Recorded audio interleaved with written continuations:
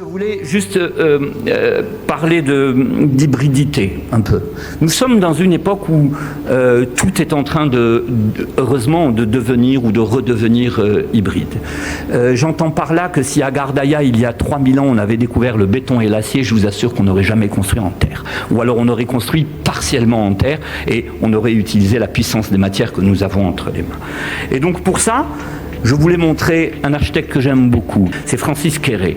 Francis Kéré est un architecte burkinabé qui a commencé ses études très tard parce qu'il faisait des études de menuisier en Allemagne et il savait bien travailler le bois.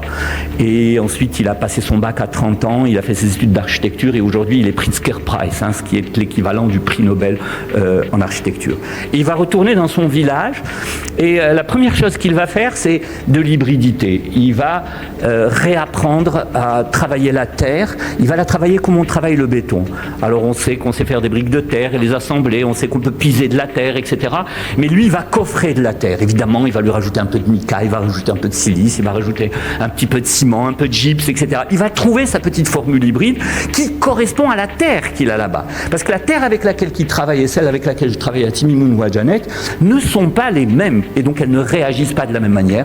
Ce ne sont pas les mêmes minéraux qui se trouvent à l'intérieur. Ce n'est pas la même charge, etc. Et donc, Kéré va venir construire des choses avec les éléments du village et avec pratiquement aucun ouvrier. Ce sont les femmes du village qui vont tailler le bois, ce sont les hommes qui vont faire la terre. Il va juste amener avec lui des coffrages métalliques qu'on utilise bien souvent pour le béton armé et lui, il va coffrer sa terre et ça donne des effets et des retours extraordinaires. La lumière est magique chez Kéré également. Ce qui fait l'architecture essentielle, c'est la nécessité de le faire. C'est-à-dire, si tu ne le fais pas, tu es mort. C'est quand ça s'impose à toi que tu vas véritablement rechercher la solution adaptée. Dans le cas de Kéré, c'est un gamin qui vient d'un tout petit village au fin fond du Burkina Faso et qui avait un oncle qui était très très dur avec les enfants. Il les emmenait travailler au champ. Et au champ, c'était très dur. Il fait très chaud, ils sont sur de la terre qui est un peu dure, etc. Et lui, pour se sauver du travail du champ, il allait à l'école. Il marchait 13 km pour aller à l'école parce qu'il n'y avait pas d'école dans son village. Et puis quand il obtient son brevet, il obtient une bourse de l'ambassade d'Allemagne qui dit « Tu vas venir faire de la menuiserie » parce qu'on sait travailler le bois dans cette région du Burkina Faso. Et puis il va se retrouver en Allemagne. Et quand les premiers travaux qu'il a à faire, ce sont des travaux d'architectes. Des architectes qui viennent, qui demandent des pièces en bois, etc. Et il travaille très bien, et à un moment donné, il va dire à son patron « Mais moi, c'est ça le travail que je veux faire.